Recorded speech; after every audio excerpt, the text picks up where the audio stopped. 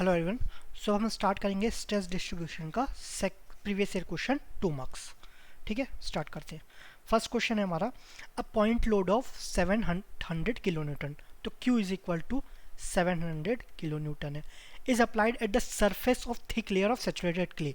Clay के जो saturated clay है उसके सरफेस पे अप्लाई हो रहा है। ठीक है, यूजिंग बॉसिनस, यहाँ पर पहले ही दे दिया Boussinesq elastic analysis, the estimated vertical stress sigma Y at a depth of 2 metre. Depth दिया है, मतलब ये क्या दिया है, ये आपका जेड दिया है ना, and a radial distance of 1 metre, r is equal to 1 metre from the point of application of the load. तो आपको क्यू दिया है, जेड दिया है, आर दिया है, आपको सिग्मा वाई निकालना है। कौन से मेथड से? दो मेथड होते हैं, बॉसिनस और दूसरा रहता है, एक तो पहला आपका बॉसिनस का, दूसरा है आपका वेस्टरगार्ड्स। ठीक है, तो आपको बॉसिनस से निकालना है। तो सिग्मा वाई का formula q by z square into 3/2 pi bracket 1/1 plus r by z. यहाँ पर से 2 यहाँ पर आया ना, तो 3 लिख दिया, 2 + 1 3, तो ये 2 आया, लेकिन यहाँ पर भी 2 लिख करेंगे तो आर प्लस जेड स्क्वायर कर, आर प्लस जेड का होल स्क्वायर, यहाँ पर भी 2 लिख दिए, और यहाँ पर 5, 3 का कॉपी नहीं करना है, तो 3 + 2 5 ये हो गया। अब इसमें वैल्यू सब्स्टिट्यूट करते हैं, तो 700, जेड कितना दिया है 2, तो 2 का स्क्वायर इंटू 3/2 पाई हो गया, है ना, इंटू 1/1 प्लस आर कितना है आपका 1 दिए, 1/2 का whole square to the power 5/2। ठीक है, इसको आप सॉल्व करोगे। अब देखना ऑप्शन में क्या है, 47.5, 0.6, 0.7, 0.8, एकदम 0.1 का डिफरेंस है, तो कैलकुलेशन एकदम ही आपकी सही होनी चाहिए। इसमें कोई भी आप राउंड ऑफ नहीं लगाएंगे। ठीक है, एकदम सही लाना है, कोई भी बिना गलती के।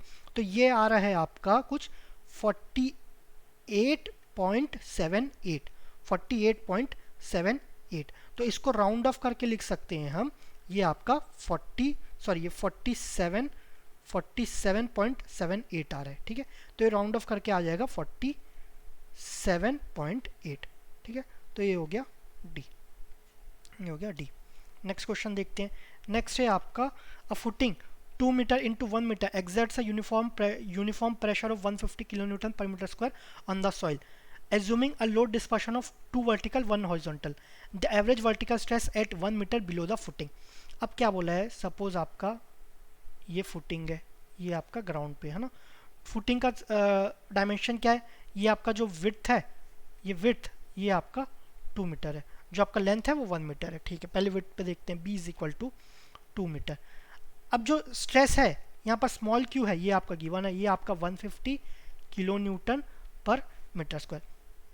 Assuming load dispersion of 2 vertical 1 horizontal, load dispersion of ये 2 वर्टिकल 1 हॉरिजॉन्टल, तो ये लोड डिस्पर्शन हो गया।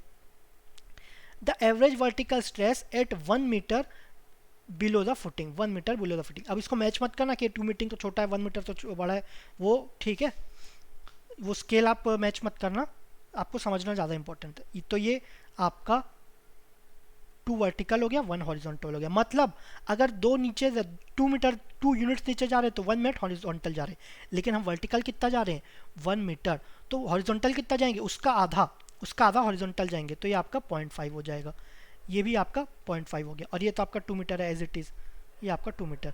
तो विड्थ क्या हो जाएगा, सॉरी जेड, जब हम सॉल्व करेंगे तो जेड क्या हो जाएगा, z is equal to 1 metre, है ना, z is equal to 1 metre तो दिया है, तो इसका लेंथ क्या हो जाएगा, ये 2 + 1, 2 + 1, तो ये आपका डायरेक्टली अगर आपको समझ के करना है तो ऐसा हो गया। फिर आपका लेंथ क्या हो जाएगा, लेंथ इसके अक्रॉस होगा ना, तो लेंथ भी 1 + 1, सेम मेथड से 1 + 1। सो इसी तरीके से आपका एवरेज वर्टिकल स्ट्रेस आएगा। एवरेज वर्टिकल स्ट्रेस का फॉर्मूला क्या था, क्यू बाय, अब डायरेक्ट फॉर्मूला था ये b + z L + z, आपको ये निकालने की जरूरत ही नहीं है, यहाँ पर b सब्स्टिट्यूट करो, L सब्स्टिट्यूट करो और z सब्स्टिट्यूट करो, डायरेक्टली मिल जाएगा। अब क्यू क्या है, लेकिन यहाँ क्यू का यूनिट क्या होता है, किलो न्यूटन, ये तो आपका स्ट्रेस दिया है ना, kilo newton per metre square.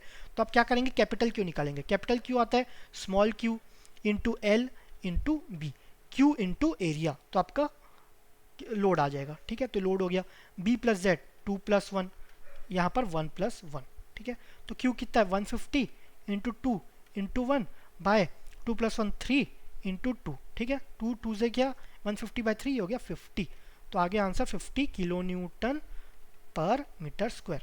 So answer हो गया आपका ए। ठीक है, नेक्स्ट क्वेश्चन। नेक्स्ट है आपका, the vertical stress at point P1, P1 क्या है, ये है vertical stress at point P1 due two point load Q on a ground surface is shown in is sigma z। Sigma Z हो गया Q के कारण एट P1 एट P1। तो यहाँ पर R तो दिया है, Z नहीं दिया है, तो Z कैसे निकलेगा? ये आपका सिमिलर ट्रायंगल से आपका रेशो सेम होगा ना, तो आपका Z/2 bye R/2 is equal to क्या हो जाएगा? सपोज ये है आपका कैपिटल Z, है ना, कैपिटल Z, इसका वैल्यू फाइंड आउट करना, कैपिटल Z, और ये कितना है आपका R, तो by two cancel, R cancel, तो Z इज इक्वल टू क्या हो जाएगा? Small z। तो इसका डेप्थ कितना हो जाएगा? Small z। ठीक है, तो स्मॉल z हो गया।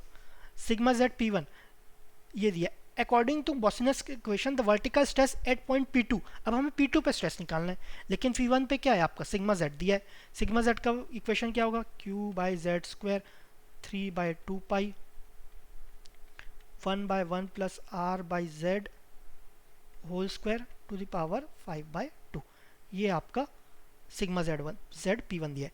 अब सिग्मा z P2 क्या होगा? At P2 q by z square, z क्या दिया है? Z/2, तो Z/2 का होल स्क्वायर, है ना, 3/2 पाई 1/1 प्लस r/z क्या है? मतलब r/2 बाई z/2, तो ये क्या हो जाएगा? बाई टू कैंसिल हो जाएगा, तो r/2 z स्क्वायर और ये 5/2।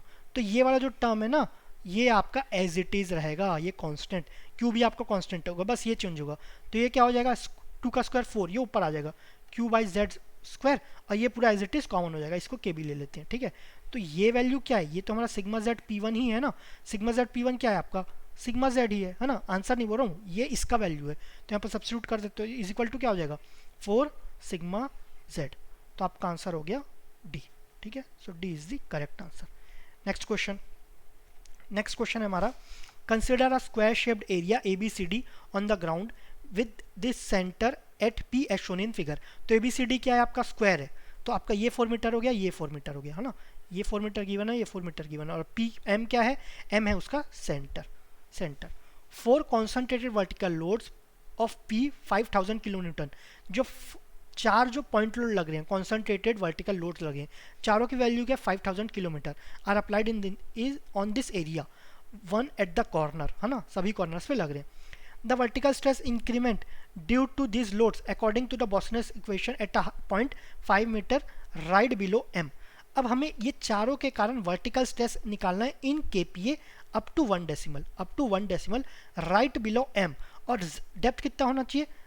5 मीटर। ठीक है, तो Z क्या हो गया? 5 मीटर।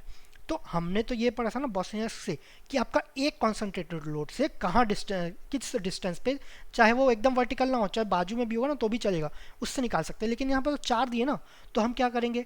ये चारों लेकिन आपका क्या सिमेट्री में है? सिमेट्री में, तो सपोज हम एक ट्राइंगल देखते हैं, एक ट्राइंगल बोल रहे हैं, स्क्वायर, ये आपका 2 मीटर है, या भी आपका 2 मीटर। तो ये जो स्क्वायर है, इस कॉर्नर से इतना जो लोड लगेगा वही सेम इस कॉर्नर से इतना लगेगा, इस कॉर्नर से इतना लगेगा, इस कॉर्नर से इतना लगेगा। मतलब मैं एक स्क्वायर से स्ट्रेस निकालूं, वर्टिकल स्ट्रेस इस पॉइंट पे, तो वो इंटू 4 कर दूंगा तो आपको आंसर मिल जाएगा, वो चारों से आपका वर्टिकल स्ट्रेस इस पॉइंट पे मिल जाएगा। ठीक है, तो आपका हो जाएगा 4 इंटू सिग्मा जेड, ये आपका आंसर हो जाएगा। तो हम सिग्मा जेड निकाल लेते हैं। सिग्मा जेड के लिए हमें क्या चाहिए? एक अगेन इक्वेशन लिखते हैं, q by z square, sorry ये इंटू है, 3/2 पाई, फिर है 1/1 plus r by z whole square to the power 5/2।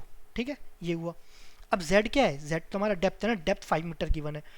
ठीक है, q क्या है? q 5000 है, तो 5000 बाय 5 का स्क्वायर, है ना, इंटू 3/2 पाई 1/1 प्लस, अब इसका 5/2 लिख तो ले। r क्या है? r है आपका ये वाला, है ना, ये, लेकिन ये क्या है? पाइथागोरस थ्योरम से निकाल सकते हैं, तो 2 square plus r is equal to 2 square plus 2 square का रूट, तो ये क्या हो जाएगा? ये हो गया 2√2।